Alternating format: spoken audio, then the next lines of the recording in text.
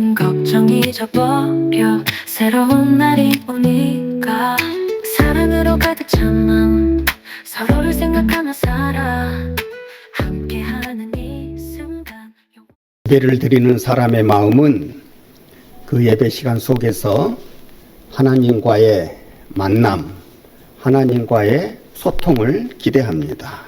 그 만남과 소통을 통해서 자신이 바라고 원하는 치유와 회복에 응답이 있는 예배가 되기를 소원합니다. 그러나 예배를 드리는 모든 사람들에게 있어서 그들이 바라는 대로 다 똑같이 응답이 주어지지 않는다는데, 그런 현실에 예배자의 고민이 있습니다. 과연 어떻게 예배를 드려야 하나님을 만날 수 있는 것입니까? 과연 어떻게 해야 하나님을 만나서 하나님과 나와의 사이에 아름다운 소통이 있는, 영감이 있는 예배를 드릴 수가 있는 것입니까? 예배의 형식이 다채로우면 그렇게 될 수 있는 것입니까? 아니면 예배를 보면서 누구나가 놀랄 수 있는 웅장하고 장엄한 예배가 되어져야 하는 것입니까?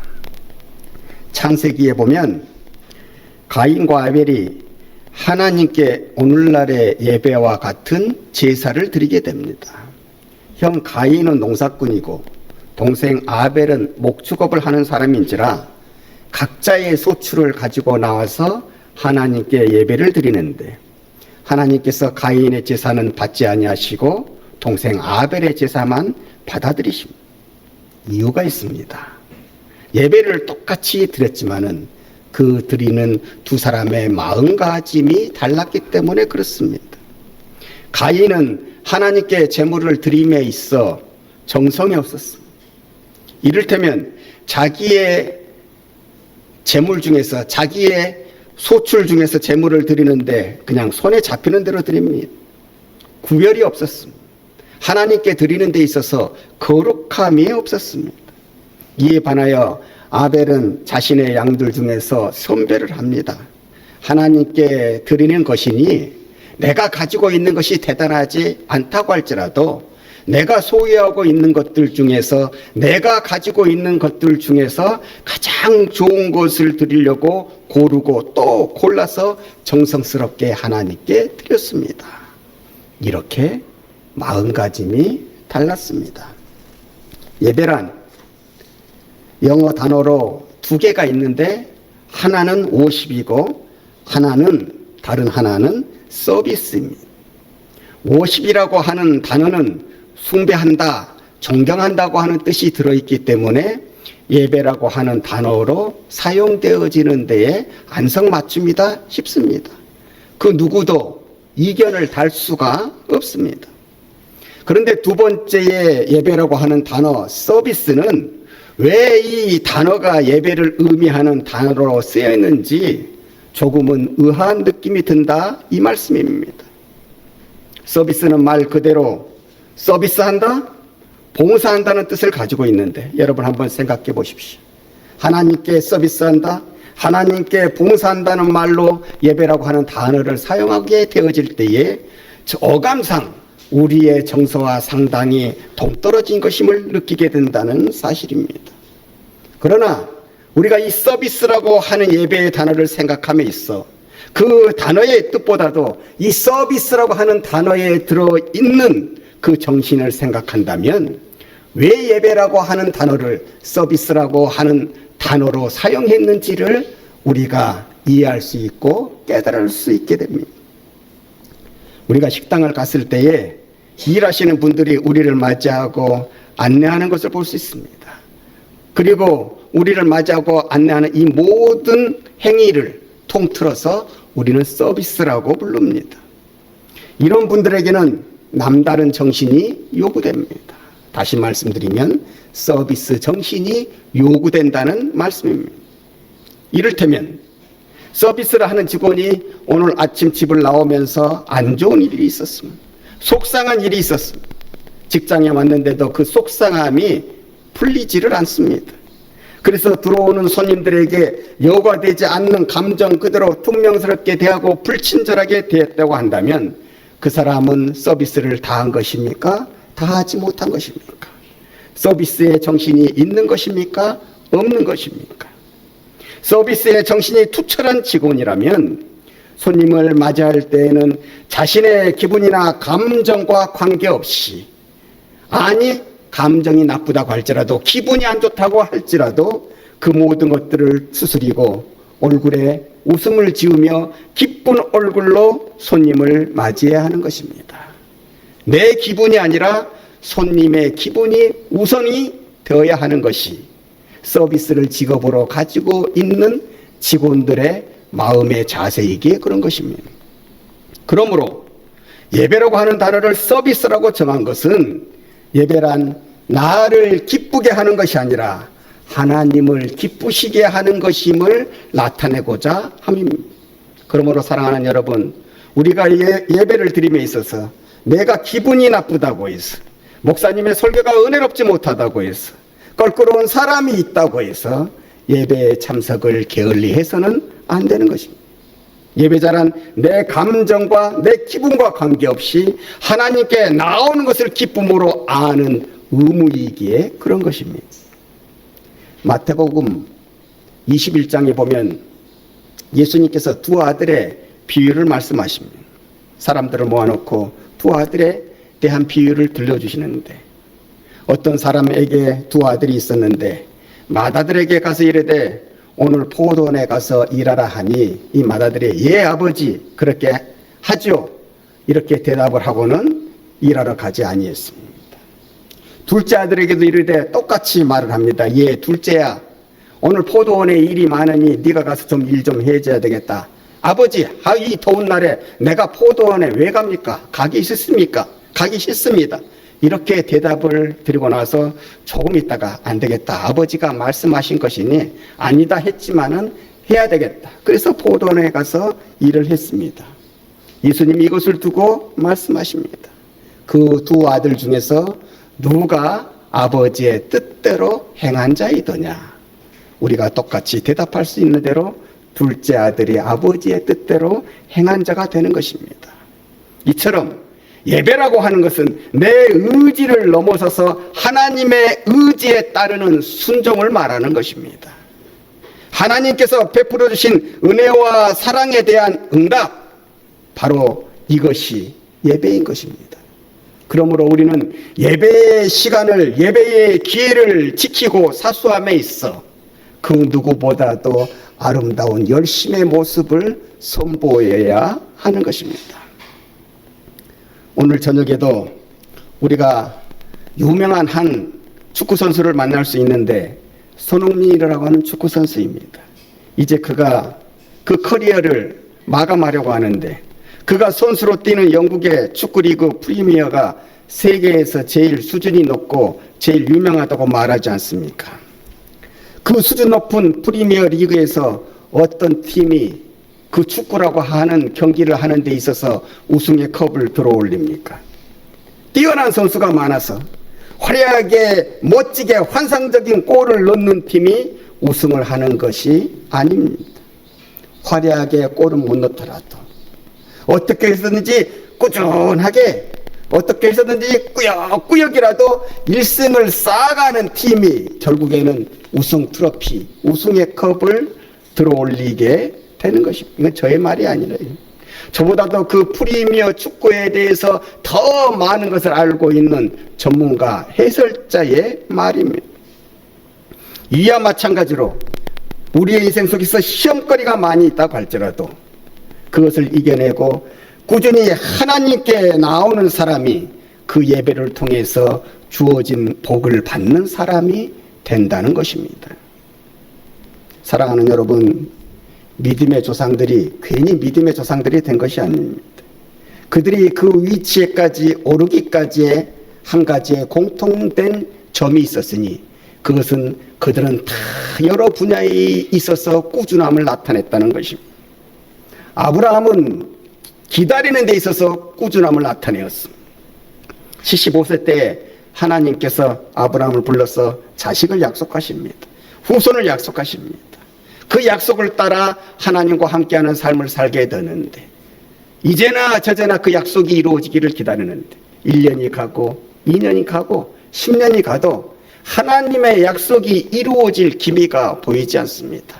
그래서 흔들리는 때도 있었지만은 그 모든 것을 믿음으로 이겨내고 드디어 25년을 참고 기다린 끝에 하나님의 약속이 성취되어지는 축복을 이루게 된 것입니다. 그는 기다림에 있어서 꾸준함을 가질 줄 아는, 꾸준함을 나타낼 줄 아는 사람이었습니다. 이삭은 순종의 꾸준함이 있었습니다. 그 순종의 하이라이트, 그 백미는 어디에서 나타납니까?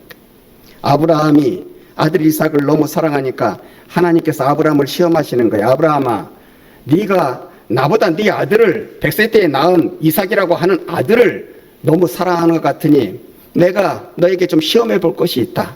너 아들을 데리고 이삭을 데리고 모리아산에 끌고 올라서 나에게 한번 제물로 바쳐보렴. 하나님께서 아브라함을 테스트하셨습니다. 그때 아브라함이 3일간 고민한 끝에 그 아들 이삭을 데리고 하나님께서 주신 것이니 하나님께 바쳐야지. 그렇게 해서 모리아산을 끌고 올라가서 제단을 쌓아놓고 제물로서 이 이삭을 바치려고 하는데 여러분 한번 생각을 해보시기를 바랍니다. 이 이삭이 그때 어떻게 자신의 모습을 나타내었는지. 여러분 이때의 이삭의 나이가 20세가 넘었어요. 우리로 말씀드리면 건장한 청년입니다. 아버지는 100세를 훨씬 넘으신 분입니다. 힘이 없는 분입니다. 내 마음에 뜻만 있으면, 내 마음에 원함만 있으면, 바라는 것만 있으면 나는 언제든지 나를 포박해서 제물로 바치려고 하는 아버지의 손을 벗어날 수가 있습니다. 힘으로 벗어날 수가 있습니다. 내가 오히려 아버지를 제압할 수 있습니다. 그러나 하나님의 명령이기에 너를 제물로 바치겠다고 하는 그 하나님 아버지의 말씀에 그대로 묵묵히 순종합니다. 이런 방법 또 하나도 달지를 않습니다. 포박됐다기보다 스스로 붙잡히는 순종의 모습을 선보였기 때문에 그는 이제 시간을 두고 우리 주님이 다시 오는 그날까지, 말씀이 선포되어지는 그날까지 우리의 신앙의 역사에 있어서 순종하면 순종의 대명사 이삭이라고 하는 이름을 떠올리게 되었다는 것입니다. 야곱은 참고 견디는 꾸준함이 있었습니다. 외삼촌 나반의 집에서 불합리한 계약을 맺습니다. 불공정한 계약을 맺습니다. 그럼에도 불구하고 20년을 참고 견디었습니다. 가만 보면 믿음의 조상들은 어느 날 갑자기 믿음의 조상들로 변화됐던 것이 아니었습니다. 꾸준함으로 하나님을 알게 되고 꾸준함으로 하나님께서 자신들의 인생을 어떻게 인도해 가시는지 그 영적인 세계의 비밀도 알아가면서 자신의 감정을 앞세우지 아니하고 하나님의 감정을 앞세워서 항상 하나님 곁에 머무르고 살았기 때문에 그 시간을 통하여서 자신도 모르게 위대한 인물들의 반열 속에 올라가게 되었다는 사실입니다. 오늘을 살아가는 하나님의 자녀된 우리에게도 요청되는 꾸준함이 있습니다. 바로 예배에 대해서 꾸준함을 가지라는 것입니다. 예배의 기회를 소중히 여기고 하나님이 기뻐하실 것만을 생각하면서 힘들 때나 편안할 때나 괴로울 때나 즐거울 때나 한결같이 예배의 시간을 소중하게 여기며 그것을 기준으로 삼아 자신의 말과 행동 거지를 정하는 것이 예배를 대하는 예배자의 바른 마음가짐입니다. 오늘 성경 말씀 23절과 24절은 하나님을 기쁘시게 하는 예배자의 행동 거지를 이렇게까지 하라 이렇게 가르치고 있습니다. 그러므로 예물을 제단에 드리려다가 거기서 내 형제에게 원망 들을 만한 일이 있는 것이 생각나거든 예물을 제단 앞에 두고 먼저 가서 형제와 화목하고 그 후에 와서 예배를 드리라. 예배보다도 형제와 먼저 화목하고 그 후에 와서 예배를 드려라. 예배를 하나님과 우리가 더욱더 가까워지는 과정, 하나님과 우리 사이에 더욱더 화목이 돈독해져가는 과정이라고 생각해 보게 되어질 때에 하나님과의 화목을 위하여서, 하나님과의 더욱더 돈독해짐을 위하여서 하나님께서는 먼저 형제의 화목을 요구하신다는 사실입니다. 그러므로 하나님을 만나러 나올 때, 예배하러 나올 때 우리는 하나님과 안 좋은 것뿐만 아니라 세상에 살며 마음속에 안 좋게 맺혀져 있는 것들을 다 풀고 나오는 그 마음으로 나와야 된다는 사실입니다. 오늘 성경 말씀에 원망이란 하나님과 세상 앞에서 안 좋게 맺혀진 모든 것들을 말하는 것입니다. 오늘 성경 말씀 속에서 화목이라고 하는 것은 하나님과 세상에 살면서 안 좋게 맺혀진 것들이 다 풀려지는 것을 얘기하는 것입니다. 이곳을 만들고 나오는 것이 하나님을 기쁘시게 한다. 이런 마음의 자세와 행동의 거지를 가지고 하나님 앞에 나오라. 우리 하나님은 우리에게 이렇게 요구하신다는 사실입니다. 남아프리카 공화국의 국가, 그 나라 국가가 아니고요. 그 남아프리카 공화국의 애국가, 남아프리카 공화국의 애국가라고 할 수 있는 국가가 있습니다. 그런데 이것이 하나가 아니라 두 개입니다. 디스템과 엔코시 세케레테라고 하는 이 두 국이 남아프리카 공화국의 애국가가 되는 것입니다. 1994년에 넬슨 만델라가 흑인 최초로 남아프리카 공화국의 대통령이 되어졌을 때에 뿌리 깊은 인종 차별 정책에서 벗어난 흑인들이 야, 우리가 바꾸되 다 바꾸자. 이것도 바꾸고 저것도 바꾸고 그리고 특별히 바꿔야 될 것이 있는데 우리들의 애국가, 우리의 국가를 바꾸자. 그것을 바꾸기를 굉장히 원했습니다. 백인이 만든 애국가인 국가 디스템을 없애고 흑인들이 부르는 엔코시 세케레테를 이제는 국가로 정해서 이 하나만을 부르자고 했습니다. 회의장에 모인 아프리카 민족회의 사람들은 이미 이렇게 결정을 내리고 이제 만델라 대통령을 만나서 그의 승낙을 받고 그가 추인해 주기를 바랐습니다. 잠시 후 회의장에 도착한 만델라 대통령은 사회자로부터 이 보고를 받은 후에 이렇게 말합니다. 죄송합니다, 여러분. 저는 여러분의 의견에 동조할 수가 없습니다. 디스템은 오랫동안 백인들이 불러온 애국가, 국가입니다. 우리가 백인들이 불러온 그 국가를 없애고 흑인들만의 국가라고 할 수 있는 엔코시 세게레테만 부른다면 우리는 우리를 지금껏 차별한 백인들과 다를 바 없는 사람이 되고 마는 것입니다. 남아프리카 공화국이 백인들만의 나라가 아니듯 흑인들만의 나라가 될 수도 없습니다. 여러분들이 국가를 바꾼다면 미래의 남아프리카 공화국이 걸어가야 할 길, 즉 백인과 흑인이 화합하고 공존하는 길을 파괴하는 길이 될 것입니다. 회의장은 일순 조용해지면서 만델라의 의견을 받아들였습니다.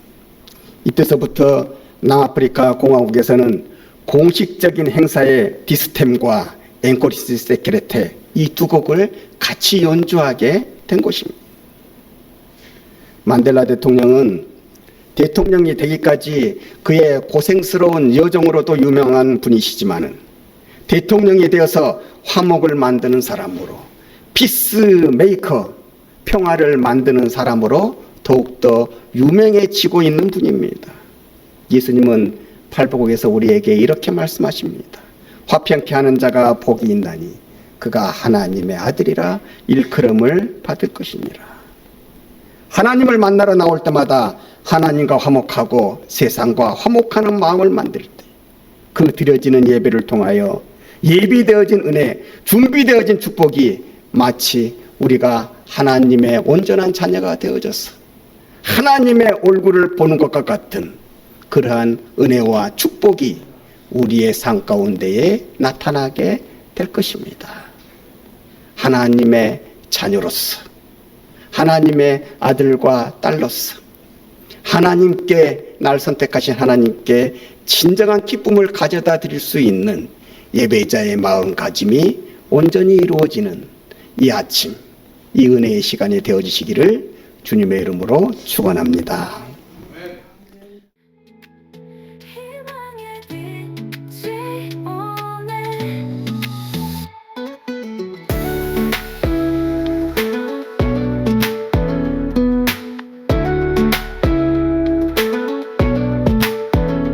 작은 기적 큰 기도 우리가 함께 만들어 마음 깊은 곳에서 뜨거운 마음 느껴봐. 새벽이 밝아오는 그 시간 기쁨이 우리 감싸고 희망이 넘치는 세상 우리가 꿈꾸던 그곳 빛을 따라